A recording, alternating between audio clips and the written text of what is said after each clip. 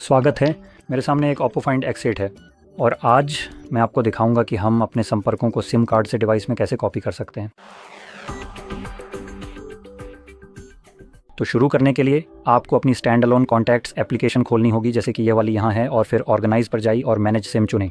इससे आपको आपके सिम कार्ड पर मौजूद सभी संपर्क दिखाई देंगे और डिफ़ॉल्ट रूप से वे सभी चयनित होंगे जब तक कि उनमें से कोई भी पहले से उस जगह पर मौजूद ना हो जहाँ आप उन्हें इम्पोर्ट कर रहे हैं। अब मेरी तरफ से आप देख सकते हैं कि मेरे पास वास्तव में कोई तरीका नहीं है कि मैं यह बदल सकूं कि मैं उन्हें कहाँ इंपोर्ट कर रहा हूं।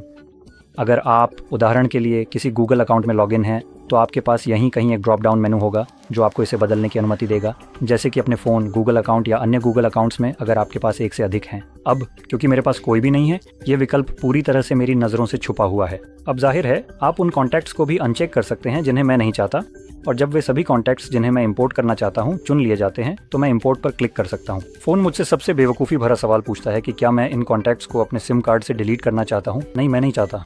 वे मेरे रास्ते में नहीं आते। तो मुझे ये बिल्कुल भी समझ नहीं आता कि ये पॉपअप क्यों आता है। लगभग कोई और ब्रांड, जाहिर है ओप्पो, वन प्लस और एक और जो कि उनकी पेरेंट कंपनी है, को छोड़कर ऐसा बिल्कुल भी नहीं करता है, और यह एक अजीब बात है। मुझे नहीं पता कि वे किस तरह का गोंद सूंघ रहे हैं जो आपसे ये बेवकूफ़ी भरा सवाल पूछते हैं कि क्या आप अपने कॉन्टैक्ट्स डिलीट करना चाहते हैं, क्योंकि अगर हम इन्हें रखते हैं तो बस इसे दिखाने के लिए और फिर अपने कॉन्टैक्ट्स लिस्ट में वापस जाते हैं तो आप देख सकते हैं कि इंपोर्टेड कॉन्टैक्ट्स हैं और मैंने 2 एक जैसे कॉन्टैक्ट्स को भी मिला दिया है, इसलिए यहाँ 4 की जगह 3 है। और मैं यहाँ क्लिक कर सकता हूँ जहाँ लिखा है सभी कॉन्टैक्ट्स और सभी दिखाए डिवाइस, या बस इतना ही है। तो मेरे पास सिम कार्ड से कॉन्टैक्ट्स दिखाने का विकल्प भी नहीं है, जिसका मतलब है कि वे कभी भी मेरी कॉन्टैक्ट लिस्ट में दिखाई नहीं देते, जिससे उन्हें डिलीट करने का कोई मतलब नहीं रह जाता।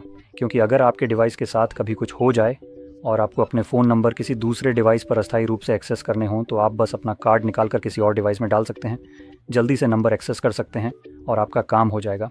लेकिन क्योंकि डिवाइस चाहता है कि आप इन कॉन्टैक्ट्स को तुरंत डिलीट कर दें ताकि आप पूरी तरह से गूगल कॉन्टैक्ट्स जैसी चीज़ों पर निर्भर हो जाएं, तो इसका कोई मतलब ही नहीं रह जाता। तो मैं मूल रूप से ऐसा करने की सलाह नहीं देता।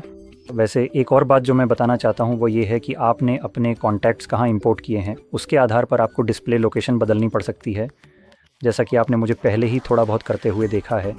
आपके पास 2 अलग अलग जगहें हैं। तो हमारे पास यहाँ ये है जहाँ ये एक तरह का जैसे छोटा व्यक्ति आइकन है, और यहाँ आप अपना गूगल अकाउंट देखेंगे तो आप इन्हें बदल सकते हैं। और कभी कभी आपके पास डिवाइस भी होता है तो गूगल अकाउंट और डिवाइस एक विकल्प के रूप में होते हैं, या फिर ये यही होगा जहाँ अभी ऑल कॉन्टैक्ट्स लिखा हुआ है। आपको डिवाइस, ऑल कॉन्टैक्ट्स और गूगल अकाउंट्स दिखाई दे सकते हैं। इनमें से कोई भी आपके लिए बिल्कुल उपयुक्त हो सकता है। मुझे इस बारे में बिल्कुल भी कोई अंदाज़ा नहीं है, क्योंकि दोनों ही विकल्प दोनों ही गूगल की कॉन्टैक्ट्स एप्लीकेशन से सीधे तौर पर जुड़े हुए हैं, और बस कुछ ही फ़ोनों में यह एक ही जगह पर मौजूद होता है, दूसरों में ये किसी और जगह होता है। तो मैं यहाँ दोनों ही स्थितियों को कवर कर रहा हूँ। लेकिन किसी भी हाल में अगर आपको ये बहुत मददगार लगा हो तो लाइक करें, सब्सक्राइब करें, और देखने के लिए धन्यवाद।